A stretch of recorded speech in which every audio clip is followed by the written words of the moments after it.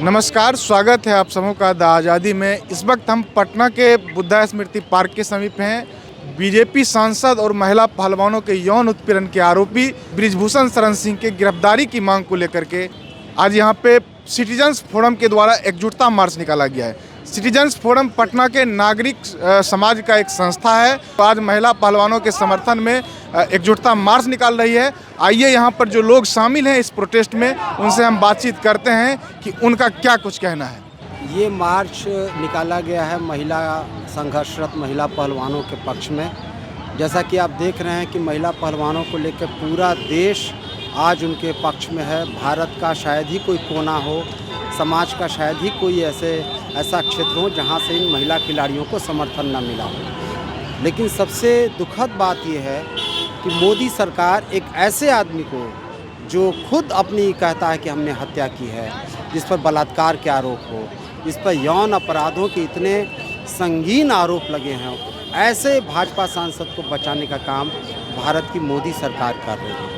इसके साथ साथ जो मीडिया है, मोदी पक्षधर मीडिया, लगातार इन खिलाड़ियों के बारे में झूठी बातें फैलाई जा रही है, अफवाहें पैदा करने की कोशिश की जा रही है। लेकिन आप देखिए कि जिस दिन देश के नए संसद का उद्घाटन हुआ, संसद लोकतंत्र का प्रतीक है, संसद में असहमति विरोध का स्वर लोकतंत्र का अविभाज्य हिस्सा है, लेकिन विरोध कर रही महिला पहलवानों को दमनकारी ढंग से वहां से हटाया गया। उनके तमाम धरना स्थल को, प्रतिरोध स्थल को ध्वस्त कर दिया गया। ये बताता है कि भारत में लोकतंत्र का जो स्वास्थ्य है कितनी ख़राब हालत में जा चुका है।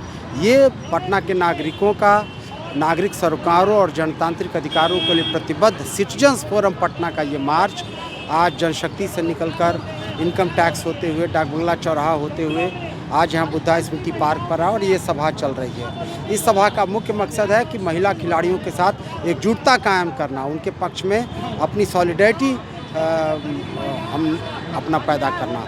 हम ये बताना चाहते हैं कि हम महिला पटना के नागरिक, जिससे पटना के विभिन्न क्षेत्रों के रंगकर्मी हैं, कलाकार हैं, ट्रेड यूनियन के लोग हैं, छात्र संगठनों के लोग हैं, युवा प्रतिनिधि हैं, ऐसे तमाम लोगों से बना हुआ ये सिटीजन फोरम ये अपनी चिंता जाहिर करता है कि जिस तरह से उन महिला खिलाड़ियों के साथ हमारी सरकार जिस तरह का व्यवहार कर रही है, जिस तरह से लोकतंत्र के तमाम प्रतिमानों को धता बताते हुए उनके खिलाफ काम कर रही है, वो बहुत ही चिंताजनक है। इसलिए हम अपनी चिंता जाहिर कर रहे हैं और उनके प्रति एकजुटता पैदा कर रहे हैं। एक तरफ खबर ये आ रही है कि सरकार जो है वार्ता कर रही है पहलवानों से, इस पे क्या कहना आप लोग? अगर वार्ता कर रही है, आप देखिए कि गृह मंत्री से बातचीत हुई, उसकी खबर लोगों को 3 दिन 4 दिन के बाद पता चल रही। वो खबर हुई या नहीं हुई, क्या उसकी बातें हुई, क्या उनको वादा किया गया, सबसे बड़ी बात है इन महिला खिलाड़ियों की। और ये महिला खिलाड़ियों पूरे देश की ये मांग बन चुकी है कि पहले बृजभूषण सिंह को गिरफ्तार करें, उसके बाद फिर कोई बात होगी। और महिला खिलाड़ियों ने जो बहुत संगीन आरोप लगाए हैं, जिन खिलाड़ियों ने देश के लिए मेडल हासिल किया, मान ऊंचा किया, भारत का पूरी दुनिया में सर ऊंचा किया, ऐसे खिलाड़ियों को बलात्कार का शिकार होना पड़ता है, जोर ज़बरदस्ती का शिकार होना पड़ता है। ये बहुत ही चिंताजनक है। और उससे भी चिंताजनक है कि सरकार एक क्रिमिनल को, एक अपराधी को खुलेआम नंगा होकर बचाने की कोशिश कर रही है। सिटीजन फोरम इन सब के खिलाफ विरोध करता है और महिला खिलाड़ियों के प्रति एका अपना प्रदर्शित करता है। अनिश अंकुर, सिटीजन फोरम के संयोजक। आज महिला पहलवानों का जो यौन शोषण हुआ है, उस यौन शोषण में जो अपराधी है बृजभूषण सिंह, उसके गिरफ्तारी का और उनके मांग के समर्थन में यह हम लोग एकजुटता जाहिर करने के लिए आज ये जुलूस निकाला गया। अब से समझने वाली बात यह है कि यह सरकार का चरित्र महिलाओं के मामले में जब से ये गद्दी में आए हैं, चाहे विकलिस बानो का केस हो, आपने देखा विकलिस बानो वाले केस में क्या हुआ, अंत में उसे ही दोषी ठहरा दिया गया।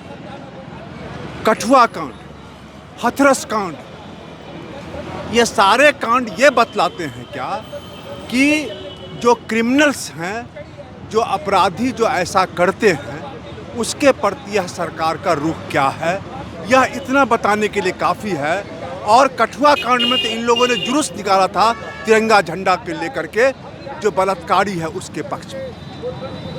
और आज भी यह जो मामला है, जो महिला पहलवानों का जो शोषण है, इसमें जो 3 प्रमुख जो हैं, जो साक्षी मलिक और विनेश फोगाट, ये सब जो इसके नेतृत्वकारी हैं, ये लोग ये सवाल को कि जो पहलवान का फेडरेशन है, इस प्रकार की घटनाएं होती रहती हैं कि ये जो है करीब करीब ये केस 5-6 केस तो सामने आया। इन लोगों ने बतलाया क्या, करीब करीब 600-700 ऐसा केस है, 600-700 महिलाओं के साथ जो है इस प्रकार की घटनाएं। और एक ब्रिजभूषण सिंह जो है, वह जो उसका अध्यक्ष है रेसलिंग फेडरेशन का, वह जो है एक गुंडा है और वह उसका अध्यक्ष है और अपने पद का वह नाजायज़ फ़ायदा उठाता है। और अब जब उसकी बात जब सामने आई तो लोग ये महसूस कर रहे हैं कि किस प्रकार का वह क्रिमिनल है। वह खुलेआम मीडिया के सामने स्वीकार करता है कि हमने गोंडा में अपने विरोधी का हत्या करवाया था। वह जो है 10,000 करोड़ का मालिक है। उसके बाद इतना ही नहीं है, वह पिछले लगातार उससे अटल बिहारी वाजपेयी भी उस पर आरोप लगा चुके हैं, उसकी अपनी पार्टी में भी आरोप है। तो ये हमारा कहना यहाँ पर यह है, क्या गिरफ्तारी क्यों नहीं हो रही, क्या लगता है आपको? आप बता रहे, सबसे बड़ी बात क्या है कि ये ब्रिजभूषण सिंह जिसके गिरफ्तारी की मांग उठ रही है, इसका जो है दबाव है सरकार का क्या कि इसको नहीं गिरफ्तार करने का। इस पर आप लोग सबको मालूम है कि FIR भी लॉन्च किया गया है, वह सुप्रीम कोर्ट के आदेश पर। चूँकि होम मिनिस्ट्री दिल्ली का जो पुलिस है वह सीधे सीधे अमित शाह जिसके होम मिनिस्टर है उसके अंडर में आता है। और यह बीजेपी का एक दबंग MP है, यह 7 बार MP रह चुका है। और यह जो है पैसा वाला है, गुंडा है, वोट का मैनेज करता है। इसके चलते यह और पूरे आंदोलन को भाजपा जो है एक जातिगत कलर देने की कोशिश कर रही है। अब स्थिति यह है क्या कि अब यह आंदोलन 28 तारीख के बाद हिंदुस्तान में एक नया इतिहास बना। नया इतिहास कहाँ बना? जिस दिन संसद का उद्घाटन हो रहा था उसी दिन नया भारत बना। क्या कि जो अपने न्यायपूर्ण मांग के लिए आगे आएंगे वह लाठी खाएंगे और जो गुंडा है, जो क्रिमिनल है, वह क्रिमिनल इस राज का ये है। तो अभी स्थिति ये है क्या कि सरकार का पहलवानों के साथ वार्ता चल रही है। अफवाह का बाजार गर्म है। आपको मालूम होगा कि अफवाह का बाजार बहुत गर्म है।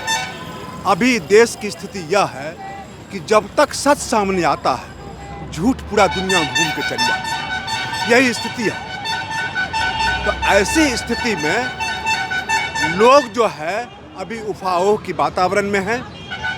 आंदोलनकारी जो है समय दिए हैं, 9 तारीख तक का समय है। 9 तारीख के अंदर में अगर सरकार कोई कार्रवाई नहीं करती है तो जनता फिर आगे बढ़ेगी। सुनील कुमार सिंह, सिटीजन फोरम से हम जुड़े हुए हैं और प्रगतिशील लेखक संघ से जुड़े हैं। हम लोग आंदोलन कर रहे हैं, लगातार पूरे देश में आंदोलन चल रहा है। ये आंदोलन सिटीजन्स फोरम की तरफ से है और ये बहुत आश्चर्य की बात है कि हमारे इस देश की सरकार, मोदी सरकार बिल्कुल चुप है, खामोश है। एक तरफ वो बेटी पढ़ाओ का नारा देती है, दूसरी तरफ उन्हीं बेटियों के साथ हिंसा हो रही है, तो ये सरकार बिल्कुल चुप है।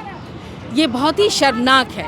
एक तरफ जो सरकार कहती है कि हम बेटियों की सुरक्षा के लिए कानून बना रहे हैं, पॉस्को कानून उन्होंने लाया, लेकिन पॉस्को लागू होने के बाद भी 24 घंटे के अंदर गिरफ्तारी होती है, लेकिन इनकी गिरफ्तारी नहीं हुई ब्रिजभूषण शरण सिंह की।